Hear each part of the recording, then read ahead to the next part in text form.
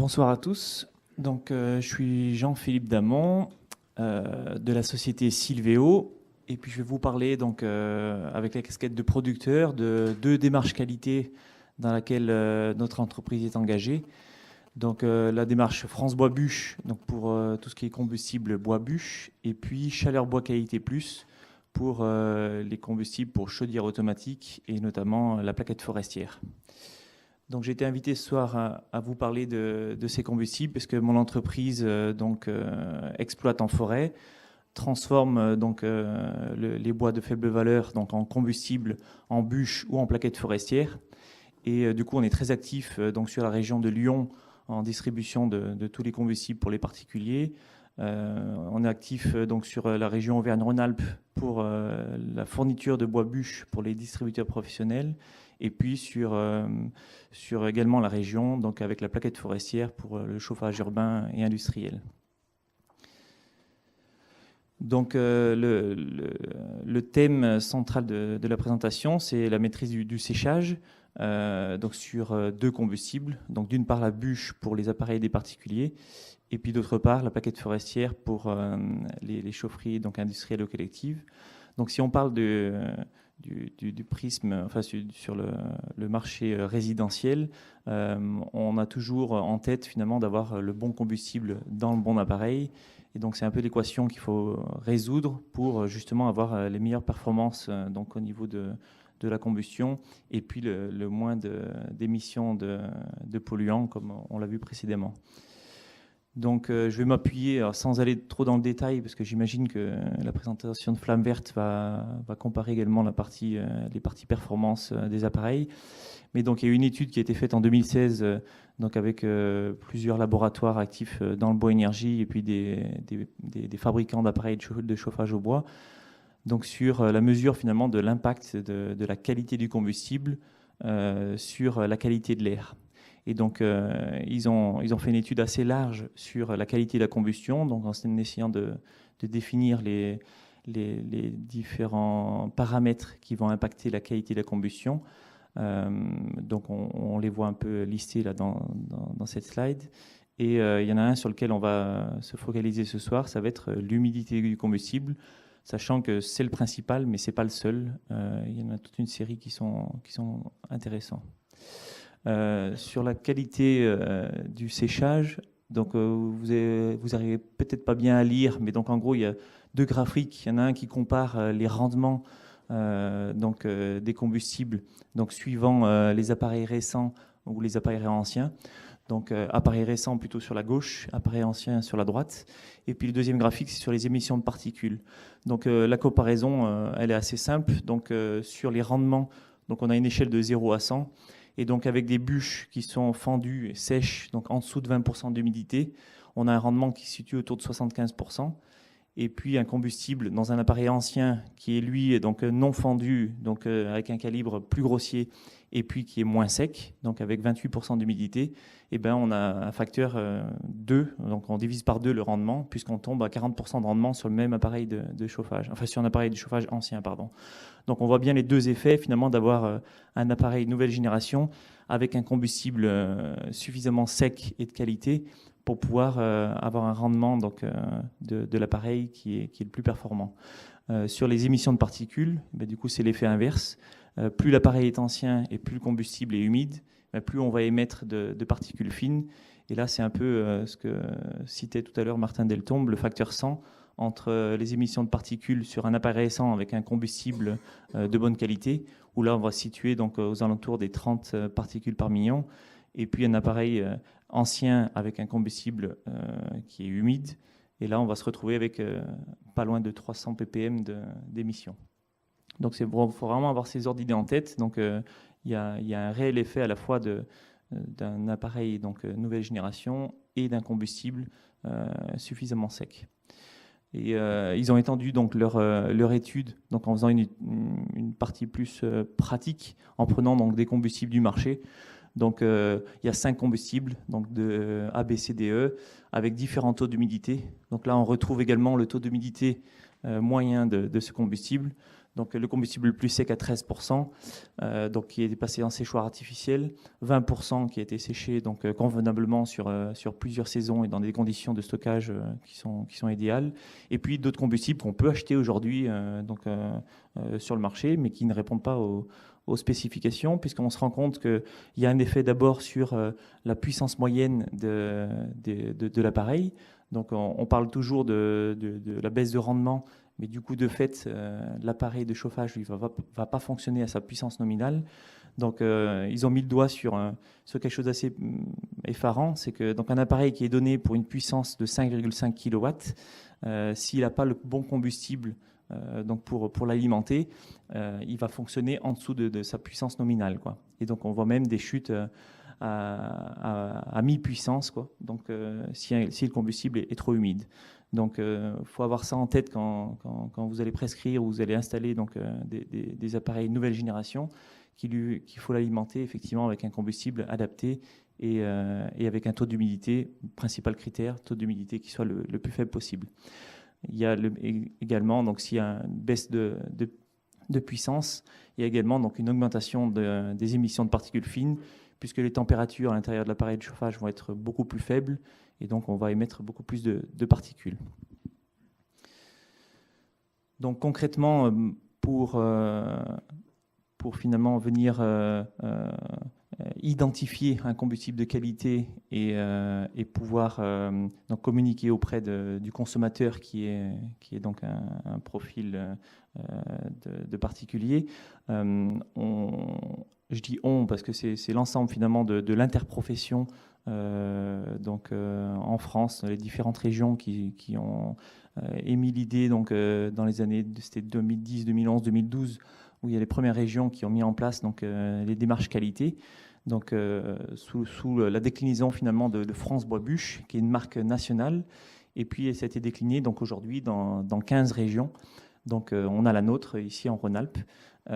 Donc en fait, c'est un collectif de producteurs de combustibles dont je fais partie, qui veulent se différencier finalement du fournisseur de bois bûche standard en s'engageant sur des critères donc, de communication et de transparence par rapport au consommateur final.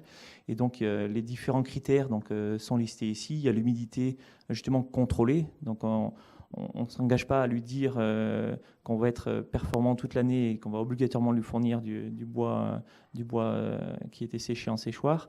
Par contre, on va lui dire réellement ce qu'on lui livre. Et donc, si le combustible est pas encore utilisable en l'état, qu'il faut encore le stocker 1 an ou 2, le professionnel doit s'engager finalement à lui dire que ce combustible n'est pas utilisable en l'état, quoi.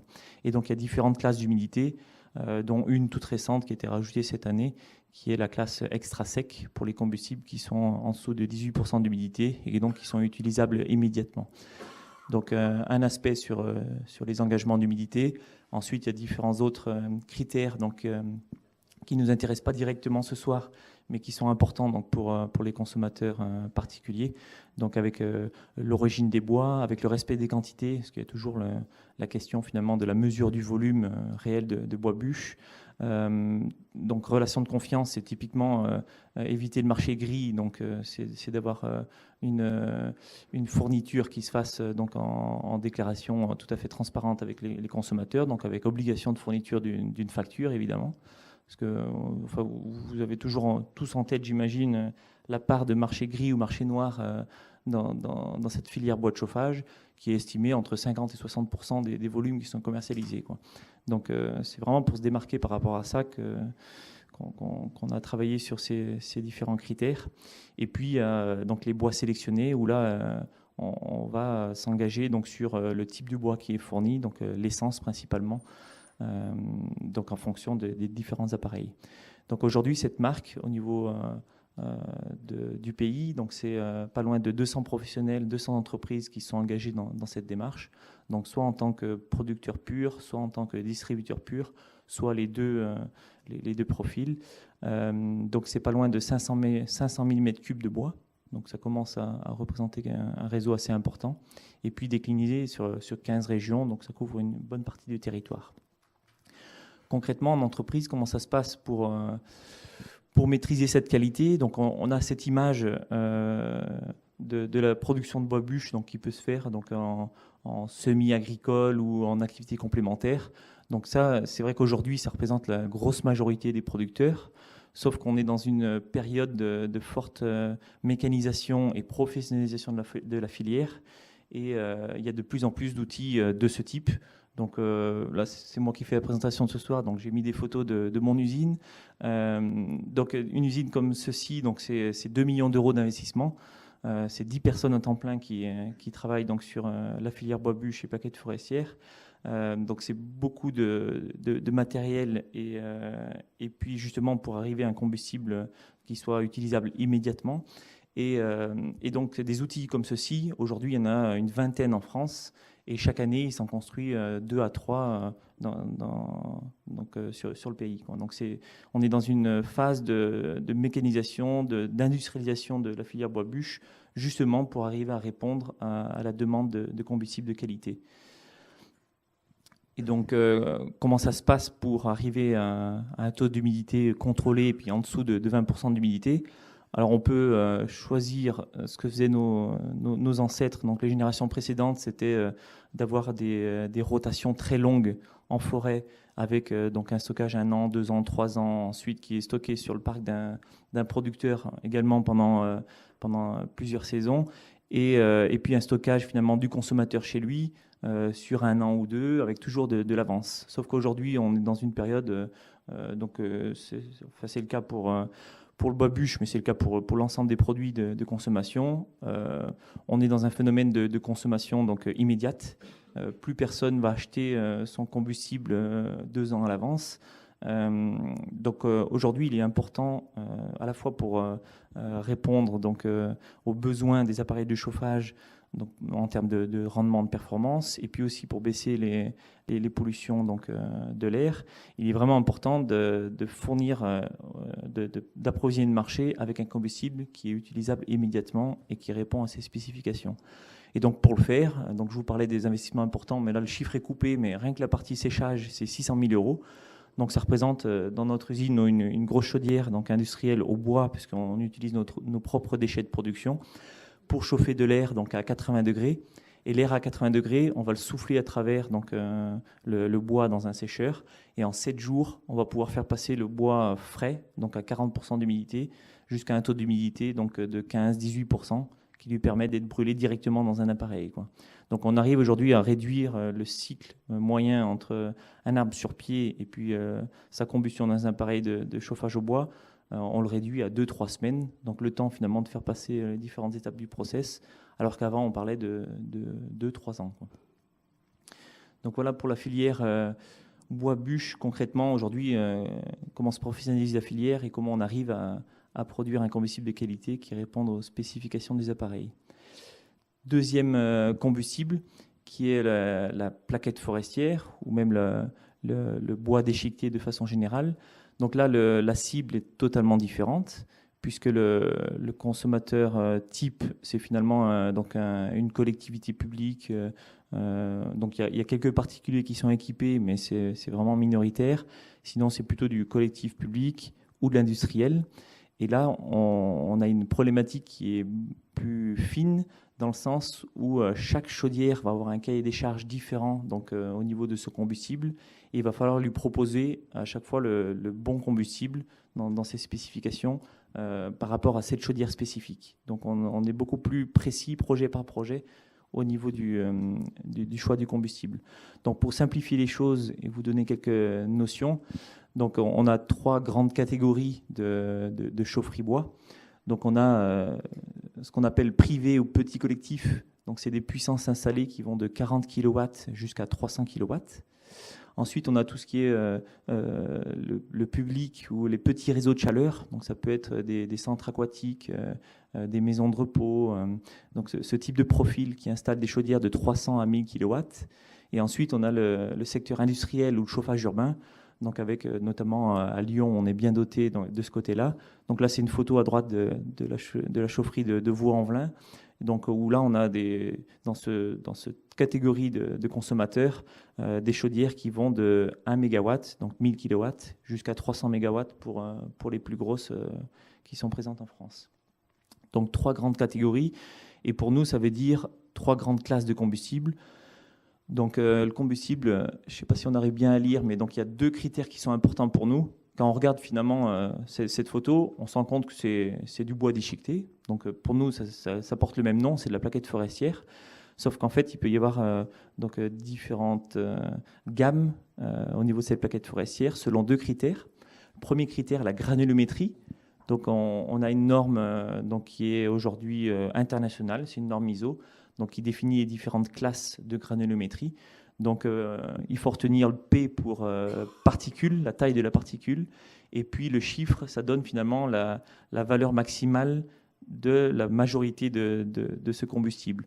Donc, ça va de P16, le plus petit, ça veut dire que la majeure partie du calibre du produit est en dessous de 16 mm, donc 1,6 cm, donc c'est vraiment de la petite plaquette. Et puis la plus grosse, c'est P100, donc ça va jusqu'à 100 mm, 10 cm, donc c'est vraiment des gros pavés. Donc, c'est un peu l'étendue qu'il y a au niveau de la granulométrie. Ensuite, de l'humidité. Donc là, on a une étendue également qui peut aller donc, de M30. Donc, M30 pour moisture, donc le taux d'humidité, en dessous de 30%. Donc, ça veut dire qu'on va accepter jusqu'à 30% d'humidité maximum. Et puis, ça peut monter jusqu'à M45, M50 pour les grosses chaufferies. Donc, ce qui veut dire que si on reprend nos 3 consommateurs types, on va lui proposer à chaque fois un couple de calibre et d'humidité différents. Donc l'idée qu'il faut retenir, c'est que plus la chaudière est petite, plus il faudra que le combustible soit petit en calibre et sec. Et plus la chaudière est grosse, plus on ira sur un combustible grossier et humide. Alors vous allez me dire pourquoi humide forcément dans la partie industrielle, c'est que là, la taille des installations permet d'amortir des équipements de préparation du combustible avant qu'il soit brûlé dans le foyer, donc de pré-séchage, et qui leur permettent finalement d'acheter à un prix plus économique la matière, parce qu'elle va avoir un circuit plus court entre la forêt et le chauffage urbain, qui leur permet finalement d'avoir un coût d'achat du combustible plus faible et d'amortir donc un équipement plus adapté à un combustible humide. Et puis chez le particulier, ben là c'est l'inverse. Donc vu que la chaufferie est plus petite, ça ne nous permet pas d'avoir un équipement de pré-séchage. Donc il faut que le séchage se fasse en amont chez le producteur. Donc là pareil, dans cette filière, il y a une démarche qualité qui a été initiée donc, cette fois en Rhône-Alpes et puis qui commence à s'étendre donc, sur d'autres régions françaises. Donc c'est une démarche qui est plus vieille que France Bois Buche, puisqu'elle a donc une dizaine d'années. Donc c'est 35 entreprises aujourd'hui qui sont engagées dans cette démarche. Donc on voit que c'est un nombre plus faible parce que les contraintes sont beaucoup plus fortes. On parle d'un marché donc, beaucoup plus professionnalisé, donc avec des clients industriels donc, en face des producteurs. Et donc là, il faut des engagements plus forts donc, en termes de certification de service. Donc les 2 grandes différences sont...